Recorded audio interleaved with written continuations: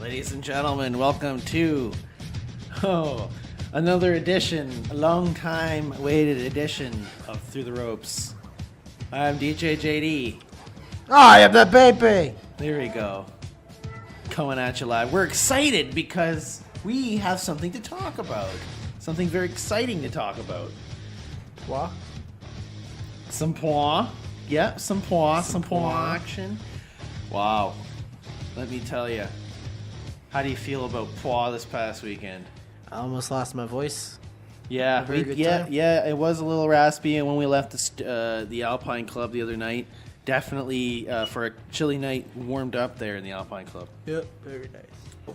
Upon arrival at the Alpine Club on a cold October 22nd, there is already a Rogers truck outside and a decent crowd having some cancer sticks chatting about the WWE Hall of Famer that they have been waiting since their childhoods to see. Luckily enough, these guys bought tickets at KW Vintage Gaming so that they can get in early enough, which is well worth their second row, third row seats. As the beer hall fills for the first time since Oktoberfest celebrations, Hacksaw Jim Duggan enters the room with a loud "Ho!" Sorry, that was loud. Fans start to rush to the Hall of Famer. He kindly shook the hands of the PWA fans as he walked to his table with a stack of little 2x4s as well as some vintage photos of him to be able to get signed. For $20 per autograph. $20, yelled Hacksaw's assistant. Some people in line had to leave since either they had no money or they had found no worth in spending that much money or weren't real fans, as some fans even brought their own 2x4s to get signed just to find out it cost money. Either way, at the end of the day, this didn't take away from the fact that this is one of the biggest PWA events of the year, which is nonetheless easy to say with the atmosphere that was there. Big crowd. One of the biggest chords that struck me was the commentating team, which is on Twitter at RTV Producers. Being just a few seats away, you're able to hear some of the calls even over the extremely loud and rowdy crowd. Even Commissioner Michelle came by to have some sort of professional discussion with the two commentators. There were lots of cameramen, which also gave some sort of added effect of this is legit. There was at least 2, 3, maybe 4 cameramen around the ring. There is in the Alpine Club getting shots of everything, absolutely everything possible. And as I'm absorbing this atmosphere in, I see the PWA Ontario champ Carl XL Leduc go back and forth in between the back room and toward the front hall, where his wife was selling some awesome Carl XL Leduc merch. Next thing you know, the commish steps into the ring, and the excited PWA crowd starts to applaud the commish. Everybody giving Commissioner Michelle a big applause, and obviously with her probably being used to the rowdy audience for many years, I bet you the rowdy hormone-filled shouts from the crowd, the woos and the coming from all of the audience, not all the audience, I couldn't, my girlfriend was there, and definitely to be able to have the night start off with the first match, Mike Hart versus Brandon Jacobs. Mike the Match Hart, definitely one of the big guys in PWA, starting off the night with big guns. And I want to actually, Mike Hart's theme song, which is You Give Love a Bad Name, which I want to play right now, actually, because I want to give a little bit of a nod to Mike Hart. So we're going to play that right here on the Underground Sound Project. We're going to get back to our review of PWA's event this past weekend. I am DJ JD. I'm the baby. Don't touch that dial. Here is Bon Jovi. You Give Love a Bad Name, Mike Hart's theme song.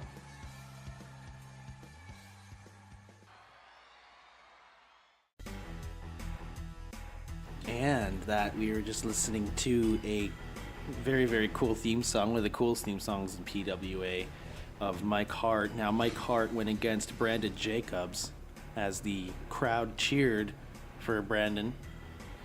He whined to the crowd, "Don't cheer for me." And at this point in the show... No. He yelled that at me because I was saying, yeah! Yeah, that's right. That's right. And he yelled that at me. He yelled that at you. don't cheer at Because me. I stood up and applauded Yep. him. And at this point in the show, the loudest that I've ever heard the Alpine Club in the times that I've been there in the past few years, the anticipation only started to begin to rise. And the crowd was behind Hart as he beat the snot out of Brandon.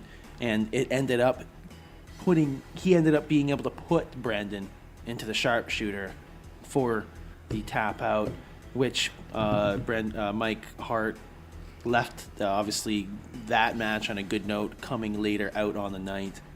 Maybe that Hacksaw Jim Duggan was going to come out early, and we didn't know. We weren't really sure. We didn't know if they were going to keep him till the end of the night. I thought they were going to keep him to the end of the night. And we didn't know. So that was cool. And that was fine, because that ended up becoming the second match. And Reggie Marley comes out, and all of a sudden we hear And we both looked at each other. like a boss. And then me and you just completely mark out. Because the And last time we were there, he wasn't able to. right, yeah. So this time around, it was just perfect. And obviously, the girl that usually sexually assaults Reggie definitely didn't miss out on her opportunities to do so. Juan comes out, which was teaming up with Reggie Marley, and not too many people dug Juan. Lion came out first. Hacksaw was the last to come Right, out. and then once Hacksaw's music hit, the crowd erupted, and the electricity just lit the air. Hacksaw used that electricity to warm the crowd up for a few minutes, getting obviously for camera time, the Rogers people in the building definitely getting some sweet shots there. Definitely, we got some sweet shots on our end, and he gave Reggie and Juan his trademark thumbs up. That's one of his taunts that Hacksaw Jim Duggan does, and Reggie gives him the thumbs down, and that obviously pissed off Hacksaw, and it was just a big Paid the brawl. price. And then at that point, it was Reggie and Juan teaming up against Alpine, who it was just getting the slobber knocker beat out of him, and at some point, Alpine makes that leap, he makes that jump to tag Hacksaw Jim Duggan, and WWE Hall of Famer enters the ring, the PWA ring, and then just seeing him take down, I believe it was like running clothesline or something like that, just to see him take down Reggie Marley and Juan, wow, and especially just to see, it's so cool because we had Reggie Marley on the show and here in the studio on CKMS back in August, and it's cool to be able to see a guy we interviewed in the ring with a WWE Underground Hall Sound of Fame. Project alumni. Yeah. Underground Sound Project alumni went against a WWE Hall of Famer alumni. I think Underground Very Sound nice. Project is probably his highest experience. The height. Because, wrestling a Hall of Famer isn't anywhere as near as great as Yeah, I coming know, on our right? show, right? Shut Congratulations. up, man. And then, obviously, like I said, the crowd went wild. They absolutely just blew up. And it, to be able to experience, to be able to see, I was sitting with you, with my dad, and to be able to sit with you guys, it was really cool to be able to see a WWE Hall of Famer, because this is a guy who has wrestled in front of tens of thousands of people. He's performed at hundreds of thousands. Which was the WrestleMania that he performed at?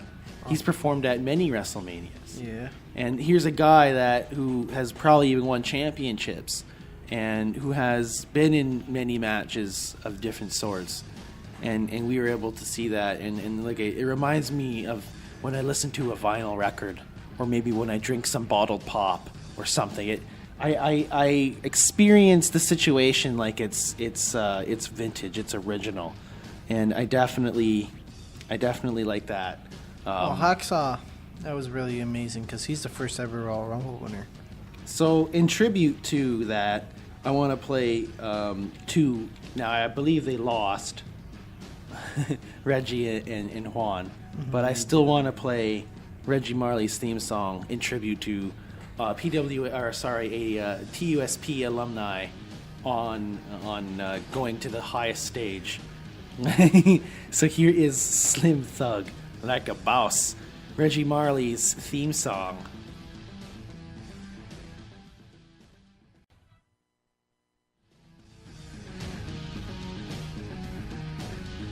And to be able to talk about a lot of this is great, and to be able to have the chance to be able to sit here even on the radio and talk with my brother about the PWA local grassroots wrestling.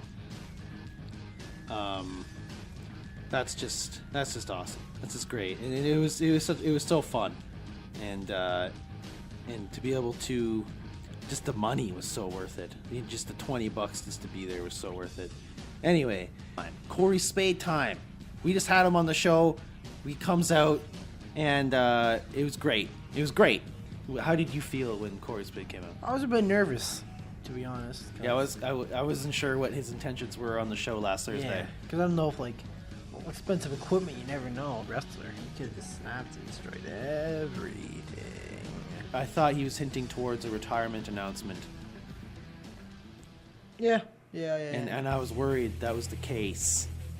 And there was some talk between me and you last couple days before the event. What was he trying to say? You know, his about his injuries and whatnot. And you can hear that interview on sendfm.ca. But he came out with a cane because, of course, he came by the studio with one. And Corey laid it onto the crowd that he wants to be nice and try to win back the fans of the PWA by bringing back Hardcore Hick. Some large burly man with as midriff showing comes out that claims to be Hardcore Hick. So this ends up going into Hardcore Hick versus, I believe, PWA has not posted the results on their website as of this time. But I believe the guy's name was Paul Wright. He's an Irish looking guy. And this match spawned into many other things. It's the beginning of many other things to come. Mm-hmm. And with this situation where it was gross almost, it was completely disgusting, where Paul spat in Corey Spade's hat. Disgusting. And then no respect at all. No respect at all for Corey Spade. Absolutely none. And this guy came out to appear to be and claimed to be the real Hardcore Hick. And I wasn't sure what's going on. Now, me and you, let's discuss this right now. What was going on? Because I remember the Hardcore Hick being a big guy, and a big unshaven. Well, the real Hardcore Hick guy obviously lost some weight and shaved his hair. Now, I looked it up, but the guy who came out was a real Hardcore Hick, obviously. But I think Corey Spade pulled a very good classic, $1 Million Man, with either the twin of Earl Hebner, the referee, or the clone of The Undertaker. Well, so who is the real Hardcore Hick? I don't Because know. apparently the first one wasn't the real Hardcore Hick. The second one was. Yeah. Yeah. But I thought the first one was. Yeah, because he was dressed up the same. But after he went away for a bit, he changed his look a bit. Apparently. And that was crazy. And I remember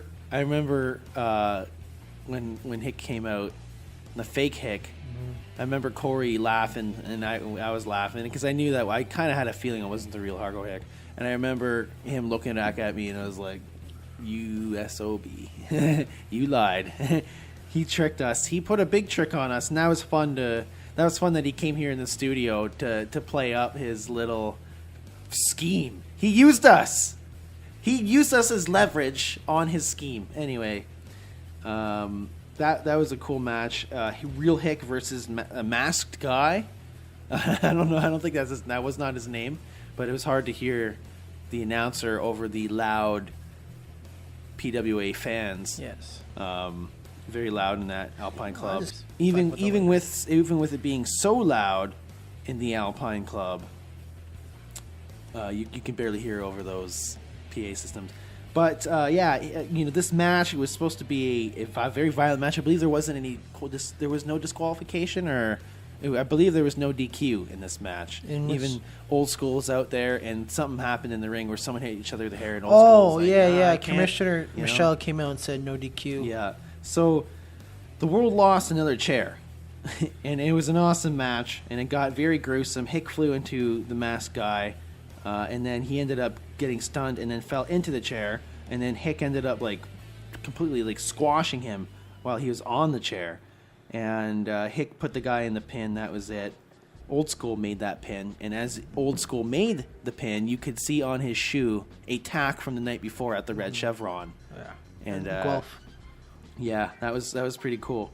That was pretty cool. And then the intermission there's an intermission at every PWA event, and it was nice to be able to walk around, get some more beverage, get some more food, fill up, look at some of the merchandise. They even had a raffle going on. Raffle. To sign Jimmy Hart megaphones. He signed them, and you were able to purchase like whatever. And they actually kind of looked. They were like little mini ones, but it was kind of neat, I guess. Yeah, the guy beside me won one.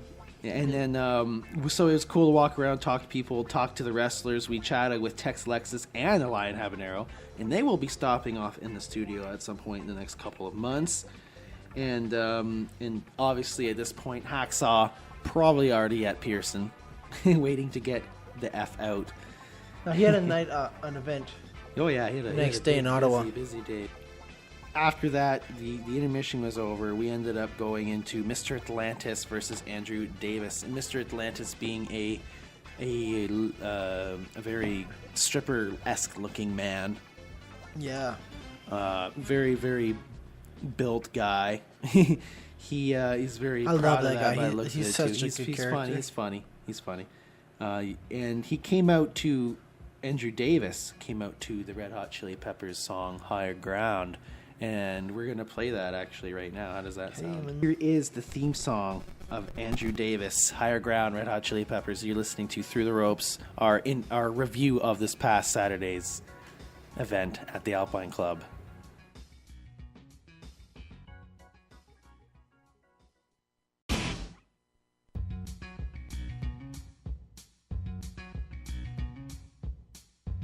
And welcome back.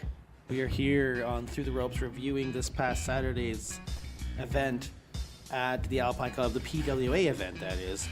And we were just talking about Mr. Atlantis and Andrew Davis, their match. Andrew Davis came out to the song you just heard, Higher Ground by the Red Hot Chili Peppers. And I would have to say that is one of the most cleanest and most technical matches I have seen in the PWA for the past couple of years that we've been going there. And I like that match was good. They were all over the place. They're all over that canvas, and I have to say it was great to see those guys wrestle. The next match, though, however, PWA Ontario Championship on the line. I still can't believe Still disappointed that a Frenchie has the Ontario Championship. FLQ is in possession of our Ontario Championship, and I am pissed. And actually, I think there needs to be some sort of petition or some sort of gathering of the PWA fans to protest this to the PWA Commissioner Michelle. I am pissed. Why is it that our championship is in Quebec? I am pissed. Damn Why it. doesn't he have a Quebec championship? Why? Why? There needs to be a Quebec championship, or they need to put Quebec on it. I am pissed. They need to do something now. But something will be done, and we'll talk about this at the end of this here. The usual entrance for Carl Leduc coming out. Crowd pissed. He's French-Canadian, obviously. Yeah. Also pissed. Belts going back to the FLQ, like we were just saying. Not digging the vibes of the crowd as the match starts, so he leaves just like the last time, little coward. Commissioner Michelle and DJ went back to get him, and then next thing you see the DJ nearly being thrown out of the back. He's just stumbling out of the back. And then you see Commissioner Michelle getting the F out with the DJ. And then you see Carl come back out to the ring where he was going against Hacker. This guy named Hacker, I guess. Not sure. Hacker saw Jim. I'm joking. No. And the looks on the faces. And where we were sitting, we were right in front of the camera, as you'll see on the PWA event on Rogers whenever that comes out. We were just a couple rows in front of the camera, so the main camera there, and just seeing over by the entrance, there's all these kids. There's a lot of kids that sit over in that end, and the look on I was seriously, and I'm telling you right now, I was looking into the distance. I kind of took a second and I looked in the kids' faces. These kids were pissed. They're up yelling at Carl Leduc like these are little 7-year-olds and 10-year-olds getting pissed. It was hilarious. It was absolutely hilarious. Like the vibes in that place were so crazy. It was absolutely nuts.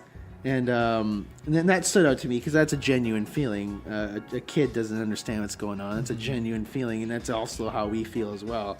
So obviously, Carl Duke doing his job as a heel, and it's funny that he's this big bald, buff guy, making kids butt hurt. It's priceless to me. Like kids are getting butt hurt over this guy. Like, come on. And then the crowd was originally behind Hacker, but as obviously, if you didn't notice Pepe in the distance, did you notice Mike Hart? He was on. Yeah, I saw him. He was watching in the background. from the distance. And now we know why he was watching. And it's cool because I wonder in the final product on the Hacker.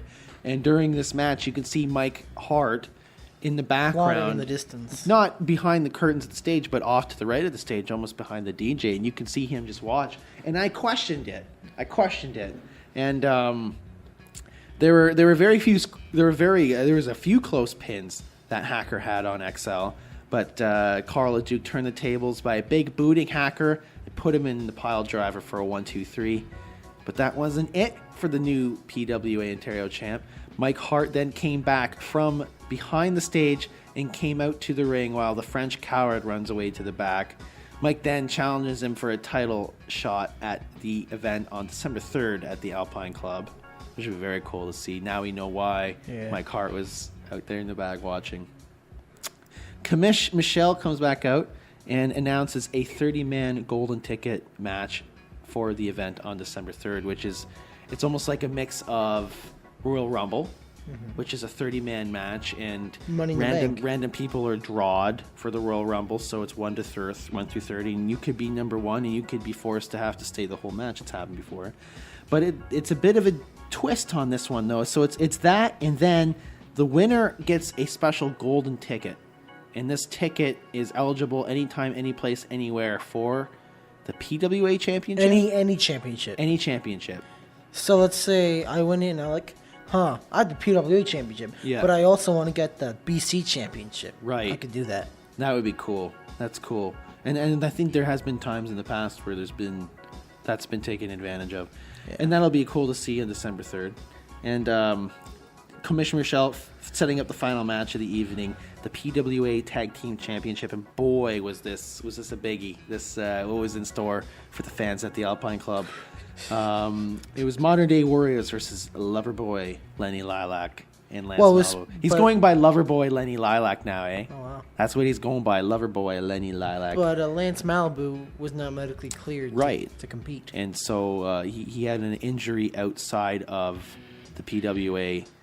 Something had happened to him, not sure. I think he came out pointing towards his rib area, his side area, so obviously something was going on there. So I believe it became a 2-on-1 handicap match. Yes, but Lenny came out looking like Ellen DeGeneres. Almost, yes. And just to give people a description, like an idea of what this guy came, he used to have kind of almost Elvis-looking hair. Yeah. And then, last time we saw him at the Alpine, I believe last time me and you saw him, I don't know about the PWA fans, but last time me and you saw him was at the Alpine Club September 17th, and he had the Elvis look. And then he came out at the Alpine Club this past weekend looking like Ellen DeGeneres with this slicked, bleached blonde hair. 350-pound Ellen DeGeneres. Yeah, pretty much. And Lance was, as you said, he was unable to compete due to an injury. Not cleared to wrestle by the PWA officials, so it was Lenny versus... He was forced to defend it, Lone Wolf. It was Lenny versus the Modern Day Cowards, as Corey Spade called them this past Thursday. The Modern Day Warriors, as most would know them. And it ended up seeming like the Modern Day Warriors were going to pulverize Lenny, the lover boy, but they ended up getting so excited that they ended up getting confused and ran the ropes too fast and got dizzy in the ring. Lenny Lilac taking advantage of that situation, giving them both an eye rake, eye poke, right in the eye. Boom! Both of them on the ground. And then at this point, you're like, wow, Lenny's doing that's pretty good. Lenny ended up not being able to hold on to that ownage from the Modern Day Warriors. Crowd pissed. Ryan Swift comes out, obviously, to settle the situation. Modern Day Warriors, they pinned Lenny for the championships. New tag team champions. the Modern Day Warriors. As I said, reckless Ryan Swift came out to make some sense of things and challenge the new tag team champions to a match. But he was all by himself. He ended up calling that out and saying, hey, why would I show up without backup, of course. And everyone felt like everyone was chanting Hacksaw. Everyone thought Hacksaw was still going to come out. And I was even sold on Hacksaw coming out. But something even better happened. The crowd got a gift. Something unimaginable that we didn't even see coming. Something that really hits close home to me. I'd have to say, maybe my number one favorite PWA wrestler. The fans of the Alpine Club were gifted with the presence of Eazy-E. Oprah, it's just like PWA was giving away gifts like an Oprah Winfrey gifting spree, like on her show. Like, this one's for you. Eazy-E for you, Eazy-E for you, Eazy-E for you. That's what it felt like, man. Eazy-E returns to the ring, the squared circle. It was so great. And we marked out. Me and you marked right on the spot. It was crazy. Remember we marked out on the spot? Yeah, that was amazing. I'm trying to look up some stuff, but I can't find it. The Eazy-E return? Yeah. He also goes by Eric Kurt. Who was he teaming up with? You have the notes. Reckless Ryan Swift. And we marked, like after I said, they ended up coming down to the ring. And I remember when Eazy-E, we were chanting Eazy-E's name.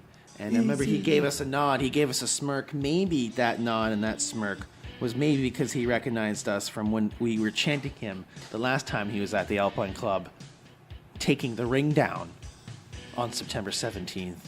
Yes, that's right. The last time Eazy-E was in a ring in the Alpine Club was taking the ring down. Yes, because I believe he was injured before this. No one even having a clue. Because he was injured. And then now the crowd erupts with the return of Eazy-E, and we're chanting this guy. And he, remember when we chanted him at the September 17th event? And he then like, maybe that's why at this event, maybe he realized that. And that was cool. That was a cool little feeling. And then after that, it looked like the match. It looked like Eazy-E and Ryan Swift were versus Modern Day Warriors was starting to become a thing now. The tag team championship was put on the line once again. Eazy-E and Ryan Swift versus the Modern Day Warriors. Eazy-E and Ryan Swift dominated the Modern Day Cowards. As I said earlier, as Corey Spade would call them. The crowd was very into this match. They were just into this match just as much as the first one. And the crowd followed Eazy-E as his epic return, and Ryan Swift.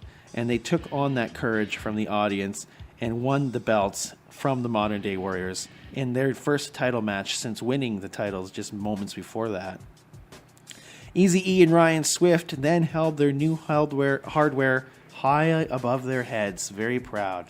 In a time span of like 20 minutes, there was 3 different champions. Yes, which is cool. And Eazy-E made a bold move, though. He made a very bold move, and he lost the dead weight by kneeing Ryan in the gut and completely massacring him in the ring. Crowd pissed, but obviously you can't blame the guy for getting rid of the dead weight. So it's going to be interesting to see how these two tag team champions are going to end up working together after that little display of betrayal. And as you said, Pepe, there is at the end of the night there's 3 title matches, and 2 of which there were belt changes out of the 3 title matches. And the night was missing. Well, guess what the night was missing, though? A Divas match or 2. Yeah, there was no women's matches. Now that I think about it. They're not divas, they're women. Other than that, though, the night was epic. Nonetheless. And it was such a blast to be able to come out to the PWA at the Alpine Club. And for them, guess what, Pepe? For their next event on December 3rd, the front row is already sold out. Sold out just a couple hours ago, eh? The front row, yeah. That's all those tickets out for the front row. So now $15 general, $10 youth, $5 extra for the VIP advantage. You get early entry and meet and greet The main ticket for that night is the Golden Ticket Rumble, over the top rope rumble. I'm really excited for that match. And I remember the last time we were at one of those, it was just crazy. There are wrestlers everywhere. 2 wrestlers start, and every minute another wrestler is added to the mix. And then, as we said earlier, the Ontario Championship is on the line. Mike the Match Hart versus Quebec Wrestling Terrace Carl XL Leduc. It's going to be cool to see that. And then there's a grudge match. Hardcore Hick Moondog Buddy versus Corey Spade versus Hardcore Hick and Jeff Black. So there's 2 Hardcore Hicks? There's 2 Hardcore Hicks. No, that's what it says right here. Hardcore Hick with Moondog Buddy with Corey Spade versus Hardcore Hick and Jeff Black. Wait, what? Is this like the 2 Undertaker situation? This is weird. I'm confused. Well, we'll figure this out in the next weeks to come. Plus, there's tag team champions Easy E with Crystal Banks and Reckless Ryan Swift, Loverboy, Lenny Lilac, Andrew Davis, Jimmy King and Joey Allen with Tex Lexus, Lance Malibu, Atlantis, Brandon Jacobs, Paul Wright, and many more to be announced. So, very excited to go to that event on the 3rd of December. Here. So, for those of you who purchased Survivor Series, it says be there by 7:30 p.m. Eastern Standard Time. The time has changed to 6:30 p.m. Eastern Standard Time due to it being a 4-hour show now. So please be there before 6:30 and get in your seat. The know people that... Yeah, just in case some people don't realize this, and so you don't show up an hour late to a Survivor Series. So make sure you get ready to sit on your ass for 4 hours straight. It's really like 5 hours. While there's a NASCAR championship on the line. Anyway. So that wraps it up for another edition of Through the Ropes. This is DJ JD. And I'm the Pay man. Don't touch